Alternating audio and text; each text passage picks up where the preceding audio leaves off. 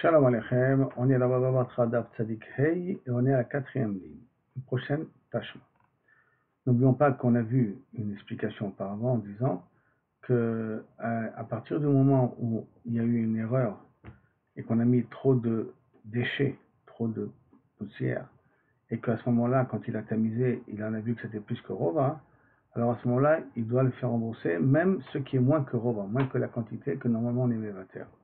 Que si déjà on a tamisé, on a nettoyé, donc à ce moment-là on veut qu'il n'y ait aucun reste, on devait donner en contrepartie le poids en volume, plus précisément du blé, par rapport aux poussières et aux saletés que j'ai enlevées dans la quantité que j'ai achetée. Et sur ça, on va mettre une preuve.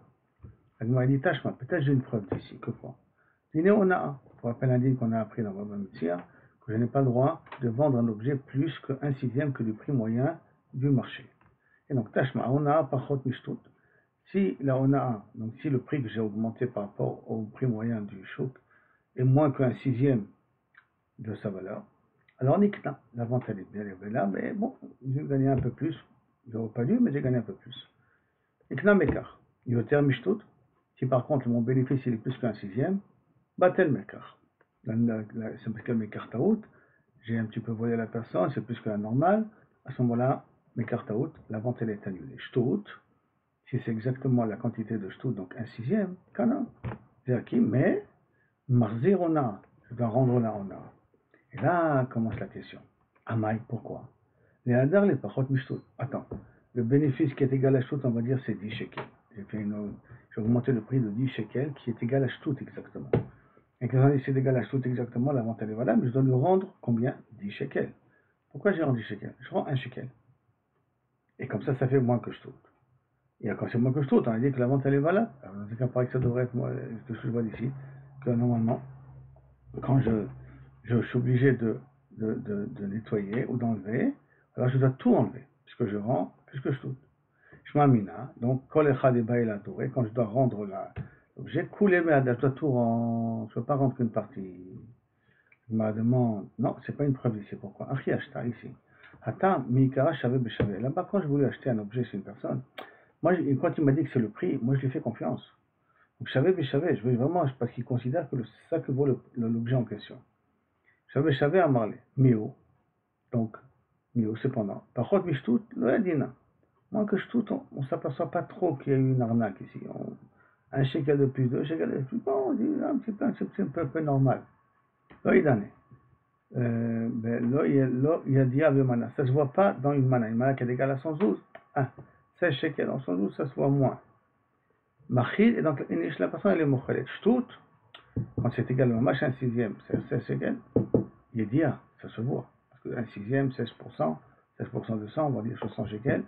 16 shekels mamash, ça se voit. 5 shekels, 10 shekels, ça passe. Il est dia.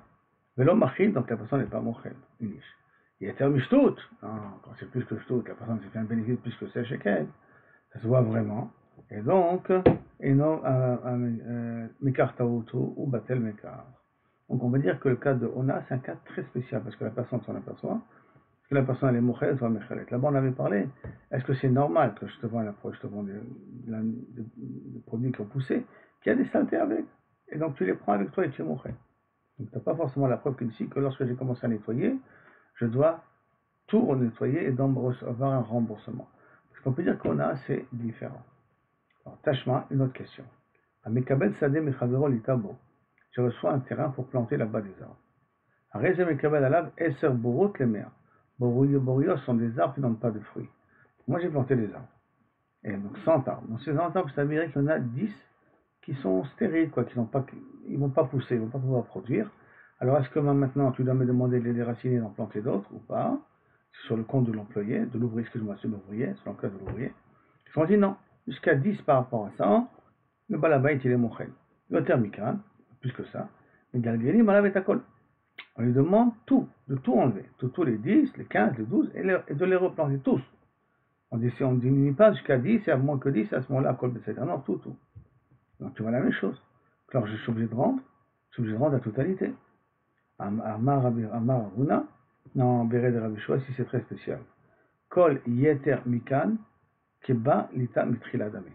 Comme malheureusement il y a plus de 10 arbres qui sont abîmés, qui ne donnent pas de fruits.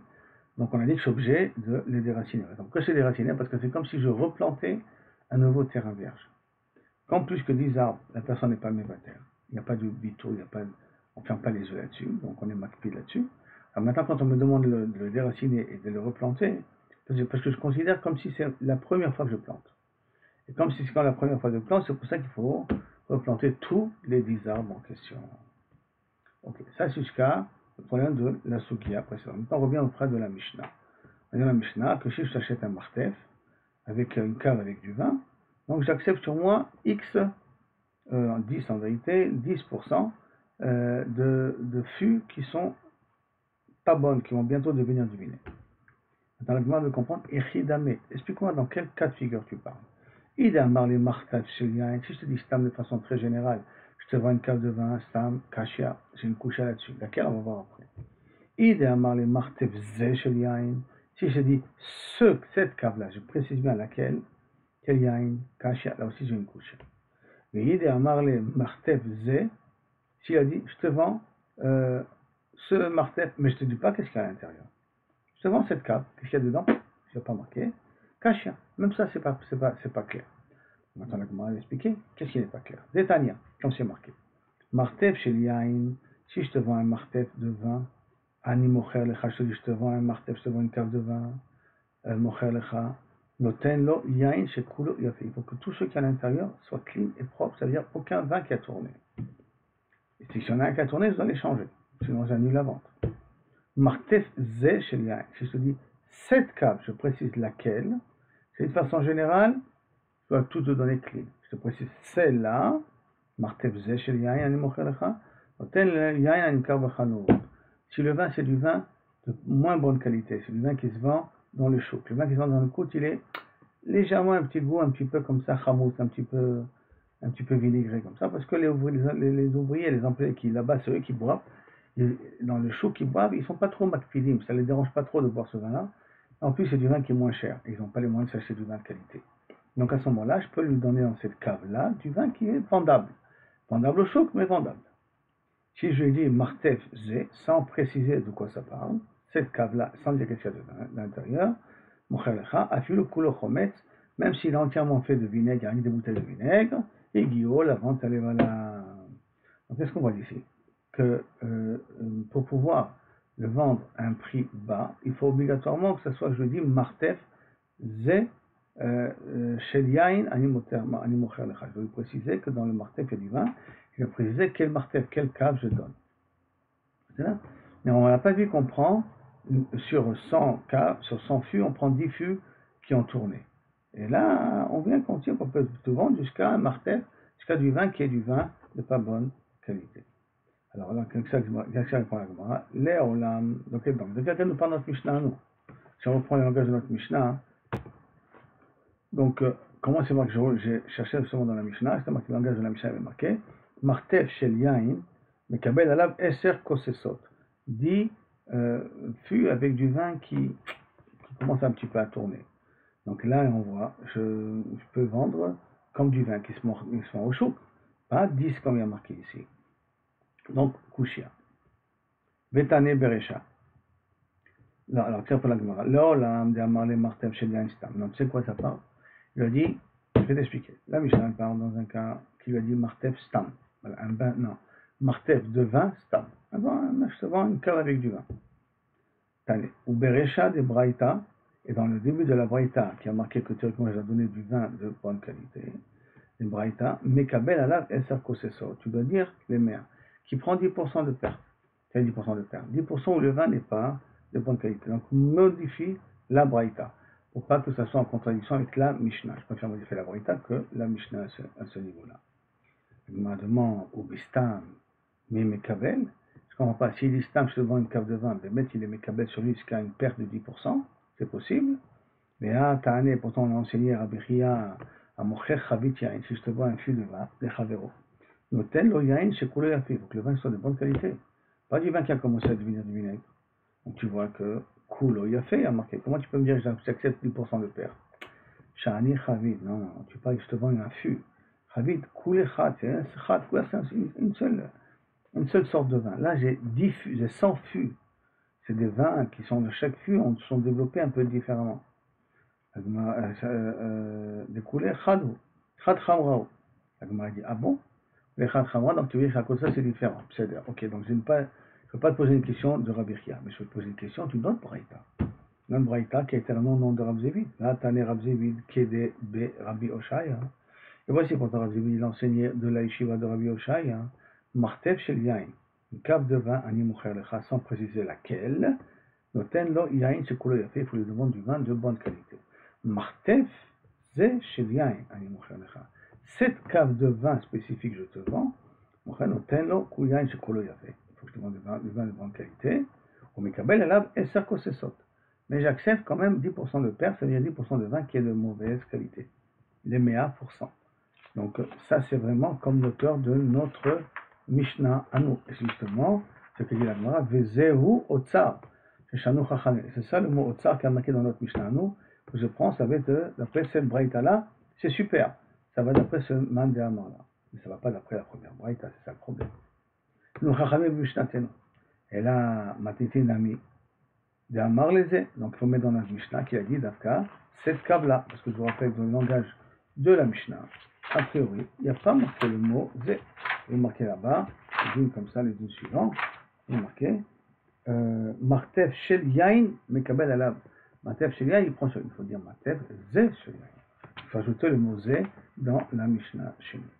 Il m'a demandé, et là, Matintinami, il a marlé Zé. Ah, sauf, caché Zé à Zé. Entre cette deuxième braïta et la première braïta que nous avons auparavant, on a un Kushia dans les deux cas où il a dit Zé.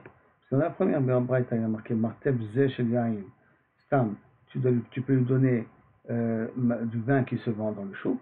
Et dans le deuxième Marteb Zé Shel Yain, il y a marqué là-bas tu peux accepter ce qu'il y a 10% de perte. Donc dans les deux cas de figure, il n'explique pas de la même manière ces deux braïtot. Est-ce que les deux braïtot se contredisent ou pas? Donc la Gemara dit Kasher Zé Azé. Il m'a dit non Kasher. Non, je peux te répondre. Il y a marlé les mikpa. On parle qu'il lui a dit que j'en ai besoin pour assaisonner la salade. Donc, comme c'est les mikpas pour assaisonner la salade, je ne consomme pas beaucoup de vin. Donc, j'ai intérêt à ce que le vin reste longtemps. Pour rester longtemps, il faut que j'ai du vin de qualité. Donc, ça veut dire que lorsque Rabbi Zera t'a dit, quand je te dis, il y a une mertaf zé chez Yain, je te vends, tu peux prendre que 10% de perte, mais le reste doit être de bonne qualité et pas du vin qu'on vend dans le chouk. On parle puisqu'il a précisé la mikpa. Et Braïta, il doit avoir la mikpa. Et donc la Braïta qui dit que je peux te vendre du vin de chouk, on parle dans un cas où il n'a pas dit la mikpa. Et le car, c'est pour cela, Martev Shel Yain va marler la mikpa. Donc la Gemara fait un genre de résumé du din, en disant, donc il car, je dis ici, Martev Shel Yain, si je te vends une cave de vin, va marler la mikpa, et je te dis que c'est pour assaisonner. Tenlo Yain Shekulo Yafe, donc j'en ai du vin de bonne qualité, parce que c'est pour durer longtemps. Martev Zé Shel Yain, si tu dis cette cave de vin, je te vois, Martev Zé Shel Yain, va marler la mikpa, et qui lui a dit la mikpa, d'accord, Tenlo Yain Shekulo Yafe, et tu donnes du vin de bonne qualité, parce que c'est la mikpa, mais Kabel Alav et Serkosesot, mais tu as le droit de prendre 10% de perte, tu dois assumer 10% de perte. Ça veut dire que si j'ai dit au départ, je reprends la phrase, d'accord? C'est Martef Shel Yain de façon générale. Alors à ce moment-là, il faut que je donne du vin de bonne qualité. C'est-à-dire, si je dis Martef Zé Shel Yain, alors à ce moment-là, j'ai besoin de prendre 10% de perte. Mais le reste doit être de bonne qualité, parce que j'ai dit, c'est la mikpa. Donc si j'ai dit Martef Zé Shel Yain, Velo Amar et la mikpa, mais j'ai pas dit que c'était pour assaisonner, mais j'ai dit cette cave-là de vin. Donc, Tenlo Yain Anikar Bachano, je peux vendre du vin de chouk. Et comme ça, on a résolu la braïta qui parlait de vin de chouk, et Rav Zévit qui dit qu'il après il faut du vin de qualité moins 10%, parce que là-bas, il a précisé la mikpa. Et là-haut, il n'a pas précisé la mikpa. Ok. Donc, maintenant, on va poser une question. Ibayaleo. C'est un problème si c'est comme ça. Martev Shel Yain, Velo Amar la mikpa. Il a dit, mais cette fois, je ne donne pas cette cave de vin, je dis, je te donne une cave de vin, qui est la récha des deux braïtot, de Rav Zévit, de la braïta qu'on a ramenée auparavant. Donc il n'a pas précisé cette cave, il a dit rien qu'une cave de vin, je te donne. Mais il n'a pas dit la mikpa. Velo Amar la mikpa, maï, quel est le dieu? Est-ce que dans un cas pareil, il faut que tout soit à 100%? On peut quand même assumer une part de perte. Pligeba, Ravacha, Rabina. Machloket Ravacha et Rabina. Khadama, Mekabel. Il dit, tu prends sur toi 10% de perte. Kosesot, 10% de Kosesot. Le Khadama, non, Mekabel, non, Makita. 100% de vin de qualité, tu l'as donné. La Gemara dit, Mande Amar Mekabel, d'où il apprend que dans un cas pareil, il est Mekabel, ça veut dire qu'il accepte 10% de perte. Il dit Rav Zavid. Il a dit ça des paroles de Rav Zavid. Pourquoi? Des Katani. Parce qu'il y a marqué, Marteb Shel Yain Ani Mocherecha. Si je te vends une cave de vin, d'accord, Shel Yain, je te vends, Notenlo Yain Shekulo Yafé. Il te doit donner du vin qui est de bonne qualité. Ve Okumona, et on a interprété, comme on vient de dire auparavant, Yamal et la Mikpa. Ça, on parle précisément, tu lui as dit, j'ai besoin de ce vin-là pour assaisonner. Alors la Gemara dit, Tama, Yamal et la Mikpa. La raison, c'est parce qu'il a dit que j'ai besoin de ce vin-là pour assaisonner. Ah, lo Amar et la Mikpa. Ça veut dire que s'il n'a pas précisé que c'était pour assaisonner, Mekabel, il accepte sur lui 10%. Donc comme ça, celui qui a dit qu'il est Mekabel, si on n'a pas dit la Mikpa, même dans une cave stam, il y a une martef yain, sans préciser zé, donc il accepte 10%. Parce qu'il apprend ça de Rav Zébi. Mande Amar lo Mekabel. Celui qui dit que non, il doit donner 100% de vin de qualité. Direct une braïta, lui il déduit ça de la braïta, c'est la première braïta qu'on a ramenée. Pourquoi? Les Katania marqué là-bas, martef shel yain, je te vends une cave de vin, ani mocher chanoten lo yain shekolo yafé. Il va vendre du vin de qualité. Veok moha, et on a expliqué dans le cas, de lo amarle la mikpa. Tu lui as pas dit la mikpa. Il lui a pas dit que je te donnais ça pour spécifiquement assaisonner. Donc ça veut dire de là-bas il déduit, donc c'est pour cela que de lo amarle la mikpa, c'est pour ça qu'on dit que nachanami, tu n'incites aucune perte. On va dire, ah bon, on va voir. Les mains des daïk d'amarle la mikpa. Alors amarle la mikpa. Celui qui est daïk parce qu'il a dit le man est daïk, excusez-moi. Le man est daïk soutenu. Man est daïk de Rav Zevid. Celui qui a des daïk de la braïta de Rav Zevid, que là-bas on a dit Kosesot, qu'on prend 10%, et que lorsqu'il dit Martef Yain, alors à ce moment-là, si c'est la mikpa, 100%, sinon j'accepte 10% de perte. Kasha braïta. Comment il va expliquer la braïta? De la braïta machma. Même qu'il n'a pas dit la mikpa, il n'accepte pas de perte, il ne doit donner que du vin yafé, c'est ça la déduction de l'autre mandéama. Réponse, braïta chesouven mechassa. La braïta, il manque des mots. La chikatani, et c'est comme ça que je dois comprendre la braïta, d'après lui. Bah, mais dans quel cas je dois donner mamash yain yafé sans aucune perte? Amarle la mikpa, parce que tu as dit, je te vends ça, la mikpa, je te vends ça pour assaisonner. Donc, ten lo yain animkar, bah, mais d'arim amorim, d'amarle la mikpa. Ah, lo amarle la mikpa. Ah, s'il lui a pas dit le mot la mikpa, Mekabel, Marteb, Mekabel, il accepte sur lui 10%. Ou Marteb Zé Shel Yain, veut amarler la mikpa. Et s'il a dit Marteb Zé, il a précisé, et qu'il n'a pas dit la mikpa, il n'a pas dit que c'est pour faire pour assaisonner, velo amarler la mikpa, noten lo yain animkar bachanout. Et il vendra à ce moment-là du vin qu'on peut trouver au chouk. Donc c'est comme ça qu'il a expliqué la Mishnah. Parce que là-bas, c'est le cas du vin qu'on vend au chouk. Donc je reprends. S'il a dit Martef Yain, je te vends une cave de vin, il n'a pas dit la mikpa, je dois prendre 10%. Chassouré Mechassa, il faut rajouter. S'il a dit la mikpa, donc il doit donner 100% de vin. Et s'il lui a dit cette cave de vin là, je te vends, alors là, il accepte sur lui du vin de Chanou, du vin de mauvaise qualité. Même s'il n'a pas dit la mikpa. Même s'il n'a pas dit la mikpa, parce qu'il a dit la mikpa, bien entendu, sur le vin de bonne qualité. Ça, c'est pour celui qui est médaillek, qu'il est mekabel à la. D'accord? Dans le cas il n'a pas dit la mikpa, il a dit il y a cette cave, une cave de vin, donc il n'a pas dit la mikpa, donc il accepte sur lui 10%. Maintenant, après l'autre mandama, il dit qu'il n'accepte pas 10%. On le demande d'aïk une braïta. Celui qui a été médaille de la braïta, Kashia, de Rav Zevi, comment il va expliquer la braïta de Rav Zevi? Réponse de Okimna d'Amarle la mikpa. Là-bas, il va expliquer que la braïta de Rav Zevi, il parle dans le cas qu'il a dit la mikpa. Ah, lo amarle la mikpa. Mekabel? Donc, alors, ça veut dire que s'il n'a pas été Mekabel la mikpa, s'il n'a pas dit que c'est pour assaisonner, il doit recevoir sur les 10%, et donc ça contredit ce qu'il a dit? Non. Il dit qu'il faut dire comme ça. Ou Adin, d'Afagab, de lo amarle la mikpa. La braïta de Rav Zevi, je l'explique aussi dans un cas qu'il n'a pas dit pour assaisonner. D'accord? Et donc il est obligé d'avoir d'Afka, du vin de qualité. Même qu'il n'a pas dit le mot assaisonner. Quand il a dit, je te vends cette cave, je te vends une cave de vin, De l'homme et la mikpa. L'homme est kabel. Veha, la Gemara demande, je comprends pas, mais comment tu peux me dire que la Braïta, elle part dans un cas où il y a Mekavel? Pourtant, Veha, do Kimna, la Malem, la Mikpa. Pourtant, on a dit que la Braïta de Rav Ziv part dans un cas où il a dit c'est pour assaisonner. Non, c'est vrai. Mais en vérité, j'ai expliqué le mot assaisonner, Mishum de Kachale, Azé, Azé. Parce qu'on avait une coucha de Zé, Azé entre les deux Braïtos, c'est pour ça qu'on a expliqué la Mikpa. En vérité, la Braïta elle-même, elle n'a pas son but d'expliquer la Mikpa. C'est rien que pour essayer d'arranger les deux Braïtos. Donc, le mot la mikpa n'est pas fait pour déduire, d'après ce mandéamar, d'après cette explication. Il n'est pas fait pour déduire. On a utilisé la mikpa pour dire qu'on peut dire qu'il n'y a pas de styrot entre les deux braïtot. Mais la braïta elle-même, elle ne parle pas d'après la mikpa. Et donc, il y a manqué la vague. Si je te dis, je te vends une cave de vin sans préciser laquelle, je dois donner 100% de vin de bonne qualité. La mikpa n'a pas été écrite pour que j'en fasse une déduction. C'est rien que pour que je dise qu'il n'y a pas de styra entre le cas qu'il a dit 7 caves de vin, que dans la première braïta, on a dit qu'il peut vendre du vin de chouk, pas bonne qualité, que de la deuxième braïta de Rav Ziv, il y a marqué, je dois prendre 10% de perte. C'est rien que pour expliquer que là-bas, il n'y a pas de différence qu'on a utilisé le mot la mikpa. En fait, ce n'est pas le but de la braïta, des braïtot en question, en tout cas la braïta de Rav Ziv en question. La Gemara, elle continue. La Gemara dit la solution. Amar Rabbi Yehuda, Yain Sanimkar Bechanout, si on te vend du vin qui est sur le chanout, donc du vin de pas de prendre qualité, mais Vachim Alab Repreagifen. Il n'a pas perdu sa bracha. Raprisda, Amar, Gabé Khamra, Akrim, je ne comprends pas. Si tu veux du vin qui est devenu presque du vinaigre, tu veux lui donner une bracha, ma putain, ça devient chez Akol. Akrim, Lamali, pourquoi il a besoin de faire un bracha Gefen? Ça commence à tourner. Bon, c'est comme ça. Alors, on va poser des questions maintenant. Métivé. À la pâte et pécha, sur du pain qui a moisi. À la yain chez Krim, et du vin qui est devenu un peu vinaigre. À la tapchil chez Avrat Sorato, et un plat qui a commencé à tourner.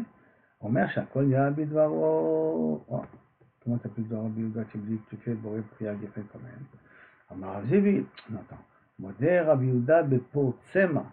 De Mizavna la Karana. Rabbi Yehuda est d'accord que c'est du vin que tu vends en dehors de la ville, dans les fins bas-fonds de la ville, que là-bas, BMF, c'est rien que les clochards qui vont acheter parce qu'ils n'ont pas un sou dans leur poche.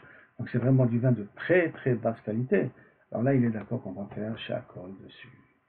Amar le Abaye le Rabbi Yosef. Béa Rabbi Yehuda, Béa Rabbi Chizda, Mar Kemal, Tzviale. Abaye demande à Rabbi Yosef, on a vu Machloket, Rabbi Yehuda et Rabbi Chizda au niveau du vin qui a commencé à tourner.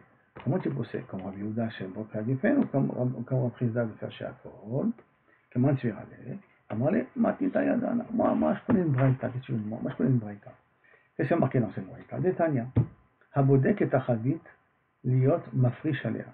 Il vérifie le fût, est-ce qu'il est encore de bonne qualité, pour prendre là-bas Trumot ou Masot. D'être Mafrish Alea, de pouvoir utiliser ça comme Trumot ou Masot. Donc, il vérifie est-ce qu'elle est de bonne qualité. Véoler.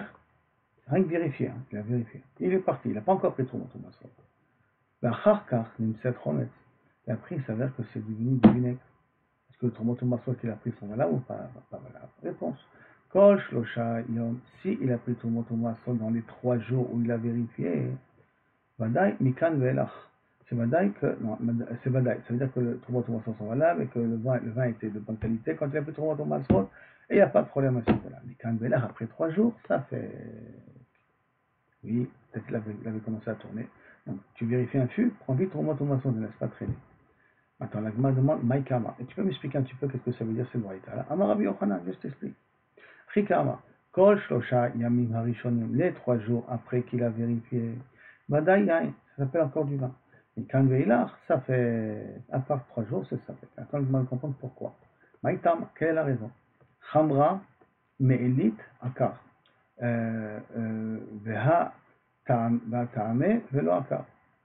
Maintenant, quand il prend du vin, il prend d'en haut. Or, le vin, quand il commence à pourrir, à tourner, il commence à tourner le vinaigre vers le haut du fût, pas vers le bas du fût. Donc, quand il a pris et qu'il a goûté que c'était du vin normal, c'est que le vin n'avait pas commencé à tourner. Si après il a tourné, mais il n'avait pas commencé à tourner. Parce qu'il a pris de haut, parce que quand le vin commence à tourner, il commence à tourner du haut. Il y a contact avec l'air, c'est de là-bas qu'il commence à devenir du vinaigre. Veha ta'ame, velo akar. Maintenant, ve'im timtse lomar, batar ta'ame akar. Et si tu vas me dire qu'après qu'il a goûté, le vin il a commencé à tourner, tout de suite après qu'il a goûté, il a commencé à tourner. Haverecha, chala. Vetame chamra. Vederklal, du vin qui tourne si vite que ça, il a le goût du vin peut-être, mais il a l'odeur du vinaigre. Donc quand il a ouvert, il aurait dû s'apercevoir qu'il y a une odeur de vinaigre. Or, il s'est aperçu qu'il n'y a pas une odeur de vinaigre. Donc ça veut dire que le vin n'est pas censé tourner après qu'il a fini de boire. Et kol recha chala, vetama chamra, chamrao. Et en plus de ça, tout ce qui a une odeur du vin, tout le recha chala, qui a une odeur de vinaigre, qui a le goût du vin, hein, chamrao, c'est encore du vin. Donc c'est un niveau de Rabbi Yosef, puisque ça, même si ça commence à avoir une odeur un peu de vinaigre, mais comme ça a le goût du vin, on sait le voir là. Je vois que je fais à Geffen. Donc en vérité, peut-être il pense plus comme Rabbi Yehuda. Bon, la Gemara va essayer de proposer avec Rabbi Shua encore une autre explication de cette braïta-là, avec Bezrat Hashem. L'autre explication de Rabbi Shua ça sera pour demain. À bientôt.